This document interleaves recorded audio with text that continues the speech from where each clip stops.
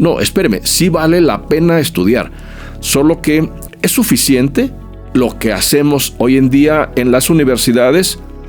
Probablemente no, al menos esa fue nuestra reflexión. La población que típicamente acude a las universidades será más pequeña. Y claro, hoy en día es la población más grande y hay muchas preocupaciones que de ahí se derivan. Por ejemplo, ¿hay empleo para todos ellos? Segundo, ¿qué tipo de empleo es el más adecuado para ellos? Tercero, ¿y qué va a pasar en el futuro?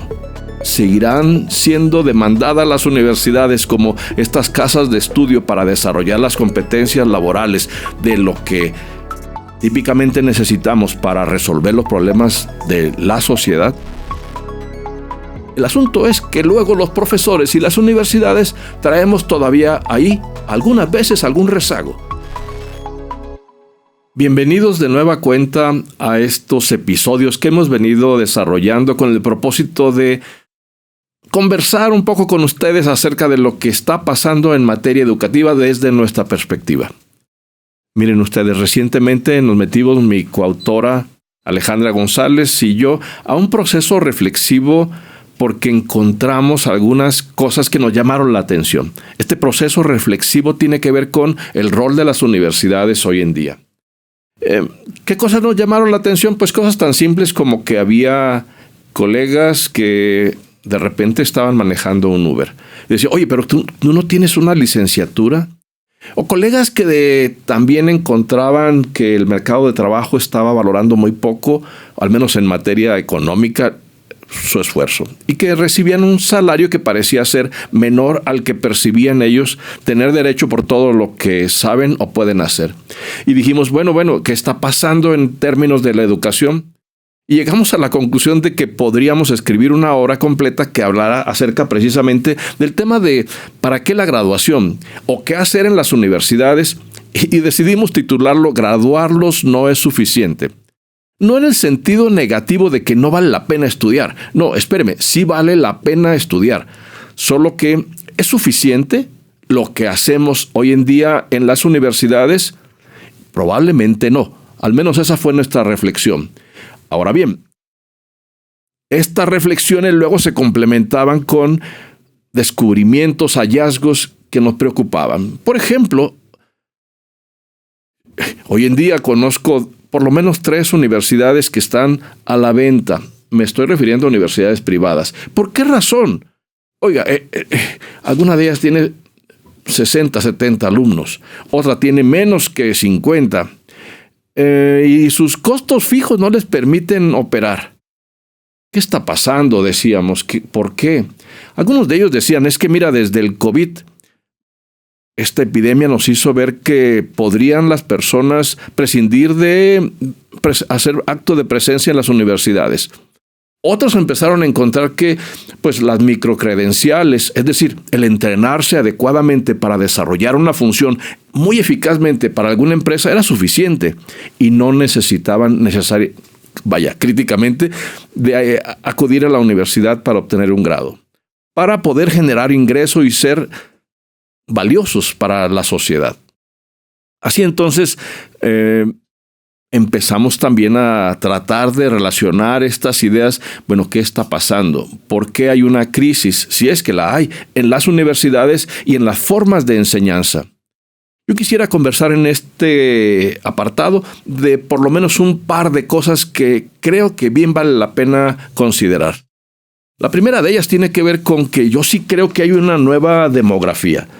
Perdonen que lo vea así de manera tan simplificada, pero espero las ideas puedan ser útiles. Sí creo que hay una nueva demografía. Observen ustedes en esta pirámide que es INEGI 2020, población de México, y tiene una figura un poco rara, ¿no? Observen la base, está siendo cada vez más pequeña. Es decir, cada vez más la población que típicamente acude a las universidades será más pequeña. Y claro, hoy en día es la población más grande y hay muchas preocupaciones que de ahí se derivan. Por ejemplo, ¿hay empleo para todos ellos? Segundo, ¿qué tipo de empleo es el más adecuado para ellos? Tercero, ¿y qué va a pasar en el futuro? seguirán siendo demandadas las universidades como estas casas de estudio para desarrollar las competencias laborales de lo que típicamente necesitamos para resolver los problemas de la sociedad. No sé, pero sí que es una pregunta que hay que revisarla. Sí hay una nueva demografía. ¿Y qué decir acerca de las características de esta nueva parte de la población? ¿Cree usted que aprenden como aprendimos nosotros, los adultos, con un profesor dictando una conferencia? No, señor. Yo creo que nada de eso. Aprenden de manera diferente. Por redes sociales, sí. Solo que el problema de redes sociales también tiene una implicación muy importante que tiene que ver con qué de ello es verdad y qué de ello no está probado y qué de ello es directamente falso, es decir, construido con un cierto propósito. Y no me detengo en criticar por qué y quién hace esta información pública, sino es algo que está puesto allí. Sin embargo, nosotros, los seres humanos contemporáneos, le damos crédito a ello. Así entonces viene la pregunta, ¿esta nueva demografía tiene unas características diferentes mediante las cuales se hace llegar información y luego la emplea para tomar decisiones? Sí, señor, pero hay que considerarlo, porque esto es el nuevo contexto. Esta es a la nueva demografía y sus características a la que me refiero.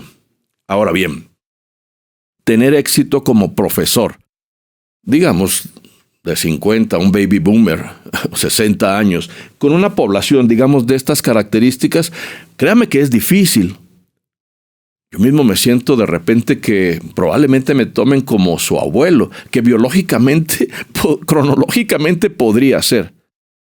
Entonces, ¿qué posibilidades tiene un profesor, digamos, de una generación baby boomer de interactuar adecuadamente con una, pues si quiere, una generación Z o un alfa? Realmente se dificulta, se complica. ¿Qué credibilidad tiene uno en el otro? Bueno, esta nueva demografía tiene que ser considerada hoy en día por las universidades, por los profesores y todos aquellos que estamos de alguna manera relacionados con el ámbito de la educación. ¿Va evolucionando? Sí. ¿Hay que considerarla? Sí, por supuesto. Primer aspecto a considerar entonces acerca del futuro de las universidades y el rol que deberíamos de considerar en ellas. Me voy a referir a una segunda característica que desde nuestro punto de vista juega un rol muy, muy importante. Primero, nueva demografía, nuevas características de nuestros alumnos frente a los profesores o en combinación con los profesores. La segunda tiene que ver con nuevas tecnologías. Sí, señor. Hoy en día el conocimiento para muchos de nosotros ha pasado a ser un commodity. ¿Qué significa esto? Un objeto de adquisición veloz, rápida, y que típicamente como commodity es barato. Bueno, déjeme explicar a qué me refiero con es barato. Hoy en día cualquiera de nosotros puede hacer un prompt, es decir, generar una pregunta bien elaborada a un recurso de inteligencia artificial, por ejemplo, un ChatGPT, y obtener respuestas, déjeme decirle, a veces hasta mejor elaboradas que las que un profesor en clase pudiéramos tener frente a un alumno. ¿Cómo está eso? Sí. Mire, voy a poner un ejemplo, por lo menos de una práctica personal. Bueno, soy consultor de una empresa, lo tecleo, que tiene la necesidad de formar a sus líderes en 3 niveles organizacionales en por lo menos 3 características importantes. La primera, que sean éticos en sus decisiones. La segunda, que tengan una comunicación asertiva entre clientes y proveedores. Perdóneme que lo vea así de simple. Y la tercera característica es que puedan ser capaces de hacer equipos altamente efectivos. Por favor, elabórame una lista de temas que pudieran ser útiles para una compañía con estas características. Si quiere, voy a poner también el tipo de industria. Que se dedican al canvaseo de productos de manufactura electrónica. Vale, ahí lo dejo de manera simplificada. Por favor, asígname, eso es todavía parte de mi prompt, asígnale por favor o la pregunta que se hay que hacerle al ChatGPT. Asígnale, por favor, o dame con todo detalle los autores que mejor representarían a estas corrientes del pensamiento que podrían ayudar para tener un programa de capacitación para estos líderes. Bueno, no sé para cuántas palabras le gusta esto que acabo de citar, pero probablemente sea una media cuartilla o algo por el estilo. Y debería de ver el resultado. Nivel gerencial, podrían ser importantes estos y estos temas y recomendaría tal y cual autor. No, espéreme, eso a mí en la universidad me llevó semestres a aprenderlo.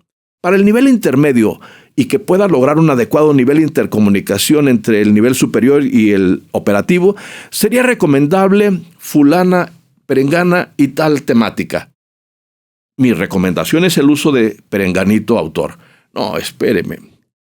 Esto hubiese sido motivo de varios semestres en las universidades y peor aún, inteligencia artificial. Si hubiese sido no comprensible, yo puedo reelaborar la pregunta y mejorar la respuesta. Pedirle ejemplos de un cuestionario, pedirle que me formule 3 o 4 líneas para hacer una PowerPoint de presentación. No, espéreme. ¿Y en dónde quedó el trabajo del profesor? Ahora esto tomó 15 minutos y tal vez 20 segundos la respuesta. Este es el mundo no del mañana, este es el mundo del presente. Esto es lo que ocurre hoy en día en las aulas.